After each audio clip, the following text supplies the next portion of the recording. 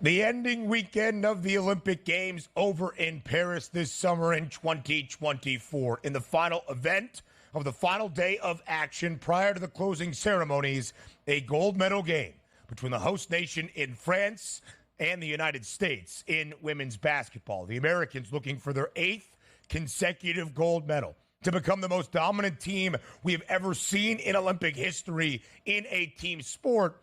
It was not easy. The United States probably facing their best test they have in over a decade, but they do prevail for a 1-point victory in Paris over France, 67-66. The French do cover as a 16-point underdog. A pregame total in the low 150s stays well under, but the story at the end, the Americans, 8 consecutive gold medals. We will recap why and how it happened yesterday over in Paris.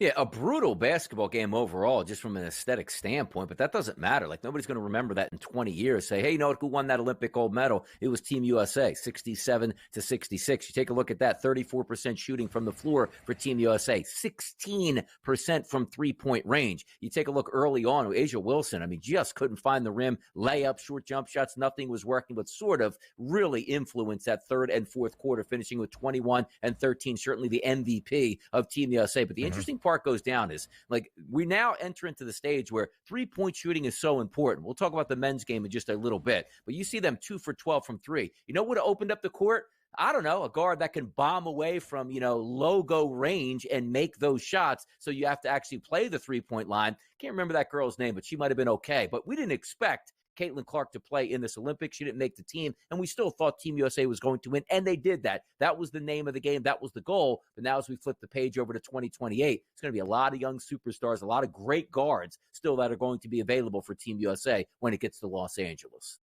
There were a lot of great guards on this team. I actually don't blame the selection of the roster. I blame the person making the calls on the bench. I have no idea what Cheryl Reeve was doing for most of yesterday. Sabrina Ionescu comes right in, makes an immediate impact, able to space out the floor in a game that France was key on the defensive end. 2028 will come. Caitlin Clark, Angel Reese, the young rooks will all get their time to represent Team USA. Let's focus on what we have seen yesterday in 8 consecutive gold medals for Team USA. But it was oh so close.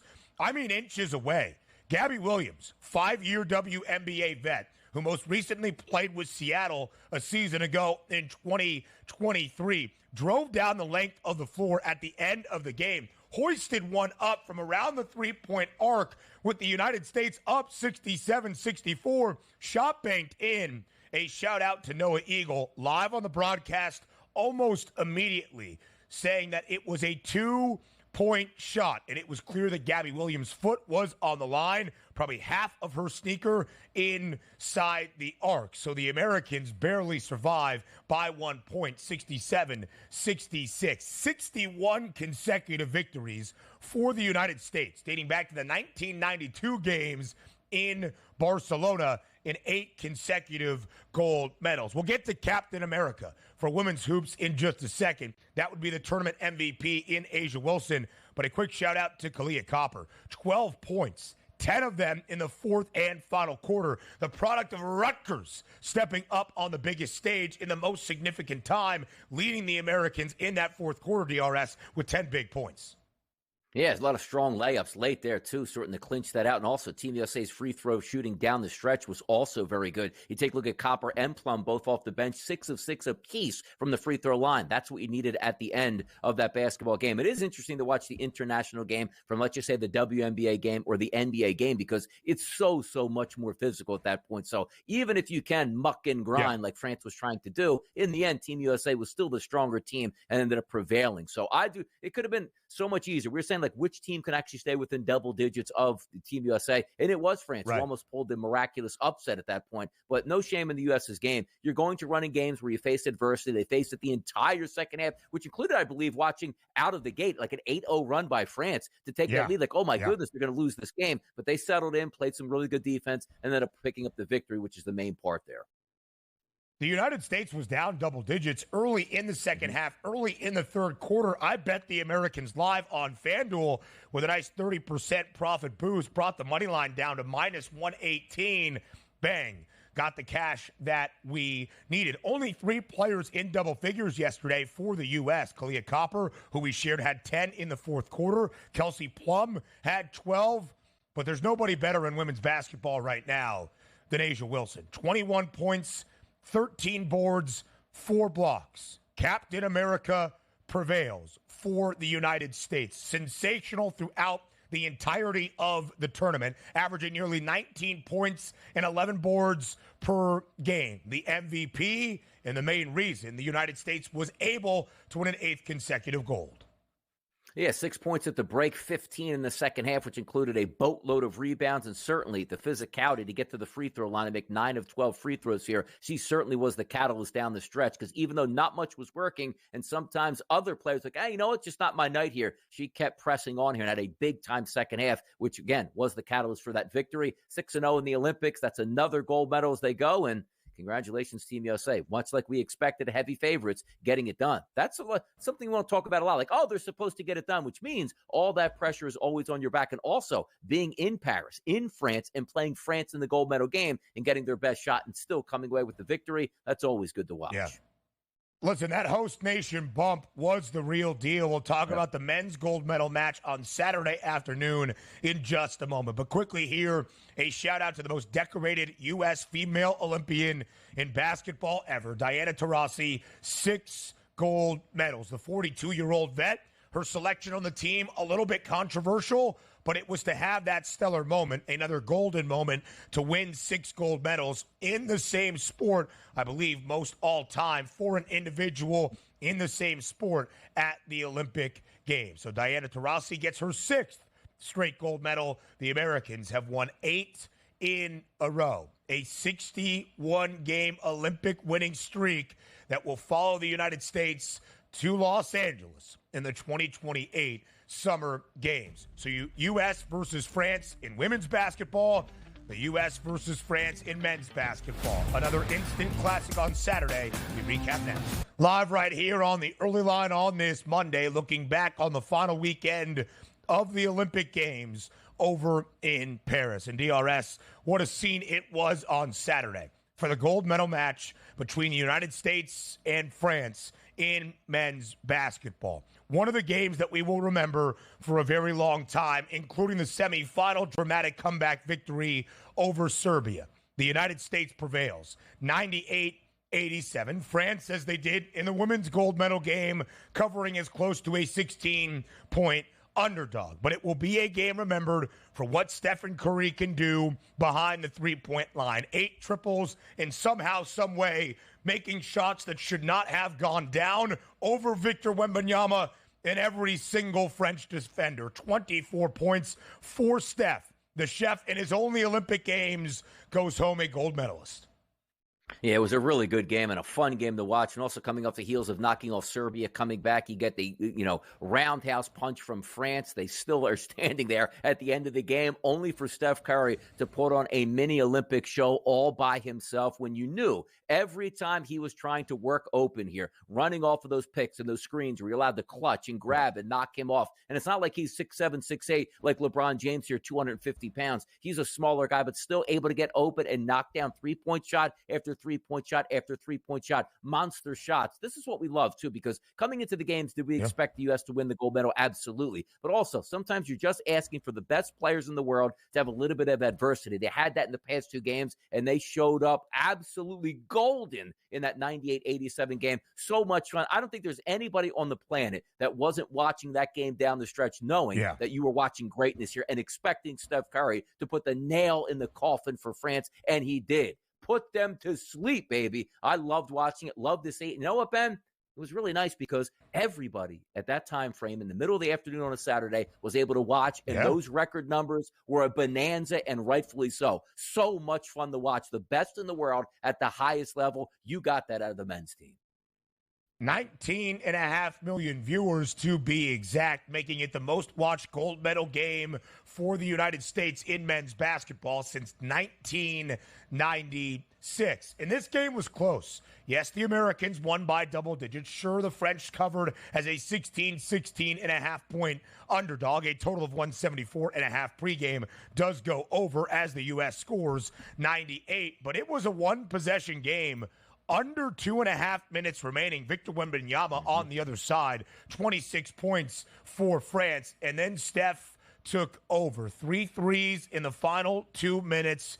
The dramatics for the Americans, prevailing for a 5th consecutive gold. But throughout the Olympic Games, in each and every way, despite getting dunked on by Guerschon Yabusele, who had himself quite an Olympiad for France, scored 20 in the gold medal final against the United States. LeBron James lay Captain America, the MVP of this team, the MVP of the Olympic tournament in men's basketball. 14 points, 10 dimes, 6 boards in the final. Had a triple-double against Serbia, filled it up in each and every way. You can see the numbers there. More than 14 points per game, 8.5 assists, 6 close to 7 rebounds in the Olympic tournament. LeBron James doing what he had to do to carry the Americans to another gold medal, make that 5 in a row for the United States in men's basketball. He's 39 years old and is probably still, like, pound for pound, the top 3 player in the world. It doesn't even make sense at this point. Yeah. When you put him on display in the Olympics, and also, isn't he perfect for that? Like, granted, he gets a lot of foul calls in the NBA. That's just the way it is. But you're not going to foul him and get away with it. He's just going to power through everything. And for him to be the catalyst of this team all the way through by making sure that he was making those phone calls early on, who's going to be with me in this France Olympics, getting that superstar team around him, and performing like the ultimate superstar in that game. It was so much fun to watch all the way through LeBron James. And again, you have to remind, he's not 29. He's 39 years old and looks like he just cracked into the NBA as an 18-year-old. He was phenomenal, super athletic, absolutely talented, and led Team USA to that gold medal. Another gold medal for LeBron James. Make that 4 gold medals for Kevin Durant, the most decorated men's basketball player for the United States, the most that anybody has ever recorded. 15 points for the easy money sniper and a couple of clutch free throws down the stretch as well. We mentioned his name multiple times here in this breakdown, but Steph Curry, what a end to the Olympic Games it was. Quiet, really, throughout group play, into the quarterfinal against Brazil, but 36 points against Serbia, second most scored by an American male in Olympic action, and 24 points in the gold medal game. Some final thoughts over in Paris. Up next on the Early Line. For one final time, we recap the Olympic Games over in Paris, live on this Monday morning on the Early Line on Sports Grid. We'll have some winners from the 2 weeks that was over in France a little bit later on in the show. But after a gold medal in both men's and women's basketball, a triumph over the host nation in France, make that 5 straight for the United States in men's hoops, 8 in a row for Team USA in women's basketball. The U.S. ends with 40 gold medals in total, matching China for the most golds at the Olympic Games. We fall under our number by a hook, 40.5. 34.5 was the gold medal over-under for the Chinese entering the Olympic Games. The U.S. was a minus 550 favorite. China had some plus money. Not sure what the dead heat rules are on the FanDuel Sportsbook, but the United States did run away in the overall medal count. 126, 35 more than China in total. The United States was minus 2,000 to have the most medals in all of the Olympic Games in Paris. Rightfully so. We're supposed to dominate these summer games, and we certainly did that here. But you know what's interesting? You see China and the United States both with 40 gold medals. How about the fact that Team USA had 44 silver medals, which means how much closer they were to many more gold medals at that point here. So maximizing the effort, putting guys in that winning circle. Team USA certainly did that, and it was enjoyable all the way through. We were rooting as it came down the stretch because you felt like Team USA still had 2 more pocket gold medals, you know, from basketball for men's and women's, that maybe China wouldn't be able to stay ahead and catch them, but a valiant effort by the Chinese. They're getting 40 gold medals. That's pretty impressive as well. The 40-40 club right here should go out there for one more event to break that tie, BWS. Come on. Yeah. Well, of course, our tennis guy and producer, Joe Frizo, Emma Navarro, had a chance for the United States in tennis, blew a match point against Qinwen Zhang, who, of course, won a gold for China in women's tennis. It all comes back to that, apparently, according to Joe Frizo. Rafael Nadal could have taken one from somebody, maybe in a gold medal. Who knows? He didn't do that. That's for sure. More around the Olympic Games a little bit later on in this show. The final Olympic assessment from our time over in Paris here in the Summer Games of 2024. Some winners from the event that was, and frankly, it was a wonderful 2 weeks over at the 33rd Olympiad. It was so much fun to watch. It was great for us in these viewing windows early in the morning, into the afternoon hours, and well done by everybody there across the pond over in France. I truly enjoyed these Olympic Games, Donnie, and it's one of those things where in the last couple of years, at least in the Tokyo Games, that of course had to be postponed from the summer of 2020 to the summer of 2021, when there wasn't really a ton of fans that were able to attend, and so many COVID regulations that didn't make it have the grandeur and the glamour that we normally associate with the significant event that is the Olympic Games. It was nice to get that back here in 2024. No, it certainly was. And, from a perspective where typically like it to be in your own time zone, right? So you're watching in prime time. But I love the fact that we were in a time zone that you could watch from the morning to the mid-afternoon. And then if you needed to get that recap at night, NBC put on the best of what was happening during the day where you get to caught up. Even if you knew who won that race or who threw the javelin the farthest or that basketball game, you still got to watch it at night. It was almost like the perfect storm here for television in the United States. And in this digital age, like that, we're not in like the 1980s anymore, right? It was like, hey, tape delay this, or you have one channel that's going to show one event at this point. Everybody has a smartphone in their hand. You press one button, you can watch wherever you want at any time of the day. So people are like, oh, well, I have I'm working during the day. Are you kidding me? Like I worked in a cubicle in, the mid to early 2000s. There's TVs all over the place, and you still had phones. Now, obviously, not up to the standards they are today, but you could watch at any time throughout the day. So the viewing advantages with this Olympics, maybe the best we've ever seen with how many digital outlets there were and the times where these games were played. And during these summer months, I mean, you don't really have to work that hard anyway. Go pop up with your coworkers and go watch in the break room for 5 minutes to see some of these events and the event finals. Heck, the 100-meter sprint that technically was last Sunday only takes 9.8 seconds anyway, even less than that. So we start with some winners from the past 2 weeks over in the Olympic Games. DRS, who tops your list at number one? By the way, good point that you just brought up there, too, because last Saturday I was on the beach, and I just popped on my phone to watch Sha'Carri Richardson run her 100 meters. So you could watch it anywhere you wanted at any time, which then leads me right into Noah Lyles. Like, if we are the Americans, this is what I want to take advantage of here for us. I say, what's going to happen in the gold medals? There's a couple events I absolutely have to watch. You're going to be tuning into because the fastest man in the world is not the 4x100. It's not the 200. It's the 100. That's what you want to watch. You want to see those guys to see who finishes in under 10 seconds, to see who can set a world record. We had so much fun watching Usain Bolt over the last couple of years, and he was from Jamaica. It wasn't even a United States guy. But when the United States guy comes into it and is talking all that smack, you owe it to him and your country to watch them perform. Now, understand he got COVID, didn't win the 200, which was his best event. But if you can come out of the Olympics and they say you are the fastest man, that means you won the 100. So Noah Lyles for me gets number one because that is what you can stand on. Forget about the World Championships. When you are the Olympic gold medalist, you have 4 years to tell people you are the fastest man on this planet. Come get me in 2028. It is one of the coolest titles, I think, in all of sports. The fastest man or fastest woman on planet Earth. There's a lot of championships. There's a lot of trophies that you can claim. And Noah Lyles has some issues with some wording for titles as well. Just ask him his thought about the NBA championship. But there is no doubting what the fastest man in the world means. And by a nose, literally maybe the best lean of all time in the Olympic Games. Noah Lyles, a gold medal winner in the final of the 100-meter for the men in the closest finish we have ever seen. 5 thousandths of a second. You're right, DRS. Sure, he was unable to bring home the double, winning a gold, but taking home a bronze in the 200-meter, which is actually his best event. and then wasn't there in the 4x100 meter relay for the American men, in which they did not qualify or they DQ'd because of an issue with the baton pass.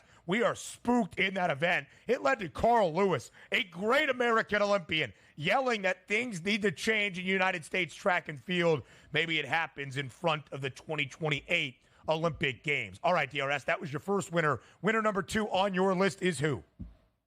And by the way, real quick, I'm going to get to my winner number 2, but yeah, passing the baton, like, how hard is that? That's not hard at all. I think I could get, like, a bunch of fifth graders out there to run the 4x100 and easily pass the baton. And you could say, like, oh, that's a once out of every 30 Olympics we drop the baton. I think Team USA drops it every single Olympics since, like, 1980. Yeah. It's unbelievable to watch it play out. But my number 2 here by far, Steph Curry. When you want to watch basketball and you expect a team of that caliber to play, it's interesting to see who's going to be those alpha dogs and certainly guys that can perform on the biggest stage. We've all been, look, if you played high school football, if you played college football, or whoever, pro football, if you're watching at this point, performing on the biggest stage and just performing are two different things. Like, man, I make that shot all the time in my open gym runs here. Oh, when I was, just playing in a preseason basketball game, I could hit that three-point shot easy. To do it with the game and the nation in the nation's building, like let's just say France had the home court advantage. You're far away from home and dropping three-pointer after three-pointer after three-pointer. Every time you shoot that dagger,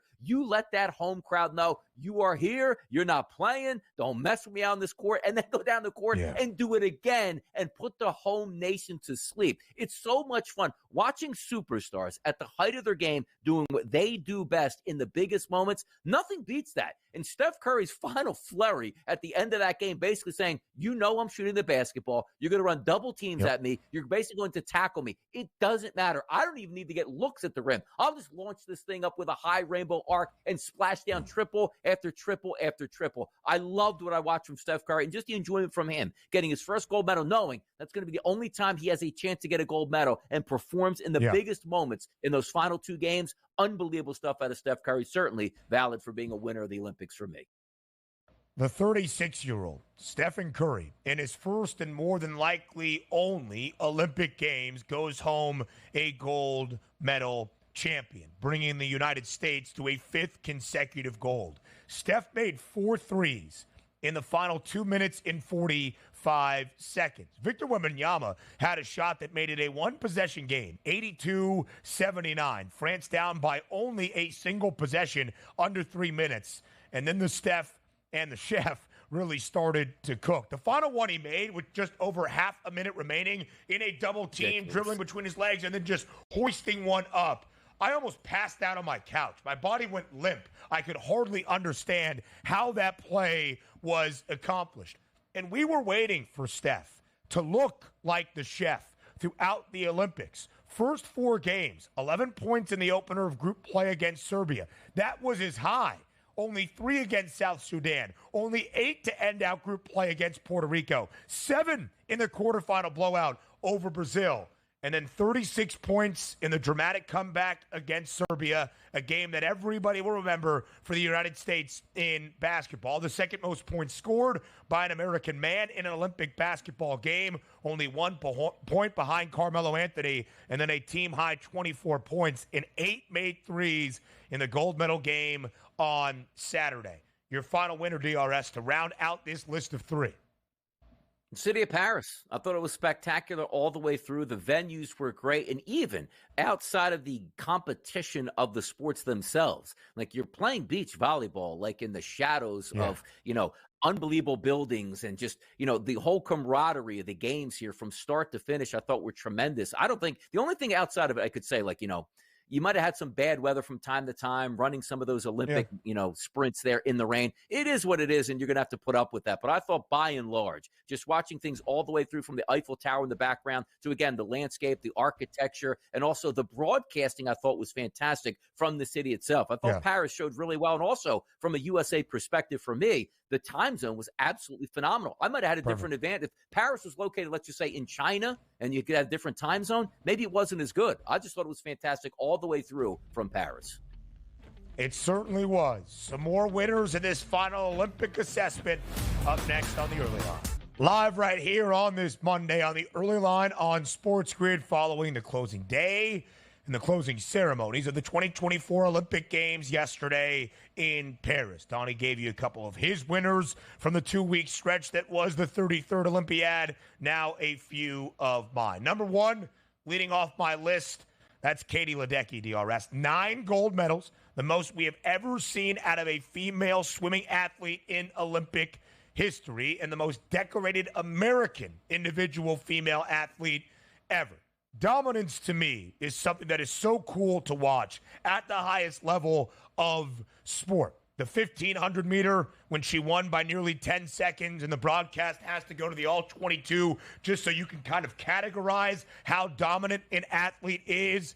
That is Katie Ledecky. 14 overall Olympic medals. Again, the most decorated female American Olympian in the history of the Olympic Games. 9 gold medals to boot. Dominance once again with an Olympic record in the 1,500 meter, where she holds all 20 of the fastest times ever, and 9 gold medals, capped off by a gold medal in the 800 meter free to finish it off as well. Katie Ledecky, my number one winner. I love the action in swimming. I actually kind of prefer the pool to what we see in the first week than to track and field in the second week. That could be slightly controversial, but I love swimming action, and Katie Ledecky, one of the all-time greats. Hey, here's the question, though. I assume, like, she's 27 years old, which, again, is, like, late prime, I would say, and the Olympics aren't every year, so she will be in her early 30s. Did she say she's coming back for more action in the pool here at this point? Because if you're that dominant, yeah, so we're getting the Joe Freeze on the background telling us yes on that, which makes some sense. It's not as if you're like, hey, 27, I finally got my first bronze medal after 3 games, and that's going to be good enough. You're talking about one of the best to ever do it in the pool. So usually, like a LeBron James at 39 years old, still able to excel in the Olympics, I assume on your home surface, or on your home turf, I should say, out in Los Angeles coming up there, she should be there. That, because the question for me was, where do you go, Ben, as a swimmer once you retire? I can't imagine, like, you're like, hey, let me just get in the pool for some laps every day because I love it. Like, it's got to be so excruciating. Like, just from a, I don't know if I was a world-class talent like Katie Ledecky. I don't want to sell myself too much short here. But the minute I ended football, I never did another leg day of my life because nobody enjoys doing so. Hey, let me just work on some squats here on the weekend. If I wasn't getting out of it athletically, there's no way I'm doing it. So I wonder what a swimmer does to retire, like Michael Phelps. He doesn't get in the pool and just hit up some laps, does he? I would never get in the pool again at that point. I'd be disgusted by the pool. Too much chlorine for me. I think Michael Phelps just plays a lot of golf right now and has some fun on the NBC broadcast. But Katie Ledecky is far away from doing that. Is she going to maybe qualify for all the relays or whatnot for Team USA in 2028? Perhaps not. But at least in the 800 meter, where she owns the 10 fastest recorded times ever, and in the 1500 meter, where she owns the 20 fastest recorded times ever, you would still think there's a large gap between Ledecky, even at 31 years old, and everybody else in the world. 14 Olympic medals, the most for a female swimmer in the history of the Olympic Games. 9 gold medals. It also ties the most ever in terms of gold medal victories for any female Olympian, the most in the United States in its Olympic history. And Simone Biles is up there as well. 7 gold medals to bounce back from the disappointment that was the Tokyo Games 3 summers ago, dealing with the twisties, with some mental health issues that she was very open and transparent about, which is not something you normally see from the highest level of athletics or in gymnastics. And Simone Biles, at the age of 27, becoming the oldest Olympic gymnast to win a medal, was crazy in its own right. Leads the Americans back atop the medal podium after the disappointing silver medal finish in 2021 in the team all-around final. She wins a gold medal as well, her 7th in the individual all-around. Simone Biles, one of the most dominant athletes we have seen in our lifetimes, back atop the medal podium where she belongs. And by the way, we just talked about Katie Ledecky, 27 years old, which she did turn 27 in March. You know who's 27 years old with a birthday in March? That's Simone Biles. And also, it's not added pressure, but when you are an Olympic, participant, where would you like to perform the Olympics? In your home country to get all of that support. True. So something on Simone Biles moving forward is already the most decorated that we've ever seen in U.S. history, can really cap it off by coming back in her 30s and performing with the possibility of winning a gold medal in Los Angeles. That'll be something to watch. And also the pressure from some of these athletes who probably were going to hang it up saying, you know what? Let me get one more run at this thing on U.S. land. But Simone Biles is unbelievable. There's one thing that we watch, like Katie Ledecky when she swims in a pool. You expect dominance, but you don't really get to see it because you're just far ahead in a race. When you see Simone Biles going up against the other ladies in the Olympics, it's clear that she is such a physical specimen out there doing unbelievable routines that nobody else can do. It's like, Ben, like Katie Ledecky in the pool runs away with, let's just say, some of the long-distance swimming. But there's no events that say, like, look, she's the only one in this event because she's the only one that can swim this far. Simone Biles literally has stuff that she can do that nobody else in the world can actually do. That's unbelievable to watch, and certainly coming back, that bounce-back performance in Paris, spectacular out of Biles. Moves that are literally named the Biles because she's the only person to ever even attempt it. It is insane. 26 gold medals, by the way, won by the female athletes of Team USA, the most ever won by female athletes of any nation in the Olympic Games in its history. I don't know if you saw this, by the way. Jordan Childs, who earned a bronze medal in her 4-exercise final, the highest court of athletics for gymnastics is trying to revoke that medal and have Childs return it because of a challenge made by the American head coach in not enough time during the Olympic floor routine. We're fighting back with some litigation as well to keep the bronze for Jordan Childs. My final winner is us. Why us? Because not only did we get to enjoy the incredible action in the Olympic Games, it works as a great, great thing in these summer months, DRS, leading into football. We've got college football next weekend. We've got the NFL 2 weekends after that. I don't know if you thought that was U.S., but no, it's just us, not the United States. I mean, come on, man. Show some pride for your country here, Ben. What's the deal here? It says U.S. That's us. Us, U.S. here. That's U.S. us. was the big winner here, but I think we are the biggest winner with football coming up on the horizon. So, yes, I can agree. Yes, we certainly can. We'll look at the Summer Games in 2028 next. Just 4 years away from the Summer Games of the Olympiad. It will be the 34th Olympiad in history, back on United States turf in Los Angeles, LA 2028. LA's mayor was there yesterday at the Paris closing ceremonies. Karen Bass waving the Olympic flag. DRS, we're 4 years away. What are you excited for here as we get ready for the Summer Games?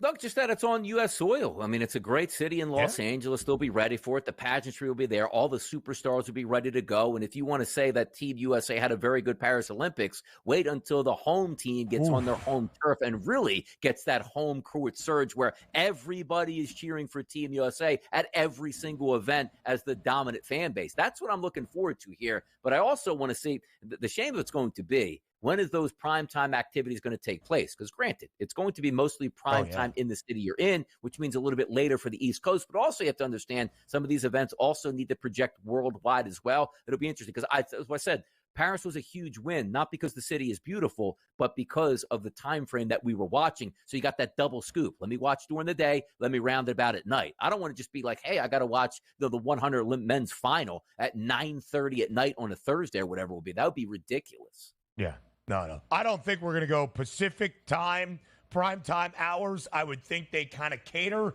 to the East Coast and probably start a little bit earlier out there in L.A. Speaking of starting earlier, opening ceremony, July 14th. That's like 2 weeks in front of what we saw this time around in Paris. Closing ceremony, that's about 2 weeks prior, July 30th, 2028. I do as well, right? That's the end of the closing ceremony. Focus fully on football. I don't mind it whatsoever. Speaking of football, is this the reason why? Flag football, one of the new sports in the Summer Games of 2028. Do you think we will see NFL players represent Team USA in flag football at the Olympic Games? The top shelf players, absolutely not. Absolutely not. You can't have it that close to the season where, let's just say, and again, there's ways to get around it. Like, hey, July 14th is the opening ceremony. July 15th, they're going to start. But is anybody going to want their quarterback, their wide receiver? Like, I understand, like Tyreek Hill. He'll be 4 years older. He wants to play it. We hear about it. But can you imagine a superstar football player hurting a hamstring and missing the first month and a half of the season because he wanted to play flag football at the Olympics? Same thing with Major League Baseball we can bring up too, because that opening ceremony, look at it as July the 14th. Go, that's fantastic. That should be right around the time we have the All-Star game at this point. Now, is the All-Star game going to play the same week as the Olympics? Are they going to push that upper back? And also, hear me out on this. We don't need Major League Baseball players in the Olympics. We just don't. Are you really going to shut down the season? And also, are we going to open up the season in February and close it November 28th as opposed to November the 4th? Baseball should not be in the Olympics. Excuse me. Baseball should be in the Olympics. I preface that. But the amateurs and college kids should be the ones doing that. I don't want to see professional athletes at all in Major League Baseball during the season in the Olympics. You've got to be kidding me there. Yeah, I don't know exactly how that will work based on its structure, but I would not expect to see MLB players in baseball in 2028 out in LA. Softball will be housed in Oklahoma City, the home of softball in this country. That should be electric. But why? Makes its but way. Why? Like, but what is the reasoning for that? Like, if you it's were an in electric atmosphere in OKC. No, if I was in the Olympics, I want to be centered exactly where the Olympics are actually being played. I want to be in the village. I want to go to all like this. So again, softball might be great in Nebraska at this point, but if we're saying to ourselves, like the kids that are playing and the athletes that are playing in softball, they don't get to enjoy the Olympics at all. Like that's part of the spirit of the Olympics is being in the village and being able to partake. You're going to remove them. Are they going to take private jets after the game to fly in and watch basketball? Stop it. No way. I don't know. It's a good point that you bring up, but Devon Park has been the home of the women's. They don't have a big enough. Is that true? You're telling me Los Angeles, California? I mean, what are they? A high school? Yeah, a high school field can fit that up. Who's going to that? Yeah, exactly. That's way too many. You're going to have to take 1,500 seats out of there, put the tarps on it for softball at the Olympics. Couldn't they build that, though, in the next 4 years? Anyway, that's whatever. Lacrosse is back in the Olympic Games as well, Donnie. It seemed as though breaking at the Olympics was short-lived. By the way, and look, I'm just trying to catch up on breaking because I was excited about it. We get off the air Friday, I watched a little bit of it. I was pretty intrigued. And then I'm finding out that people that were in the Olympics and breaking should not have been there, recorded 0 points, or being questioned here. I'm wondering why it's going away because U.S., that should be breaking headquarters. So I am sort of concerned that it's going away and why it was only in one time in France. That shouldn't happen. Australia's ray gun ruined it for everybody. Hour number 3 of the early line up next after the break.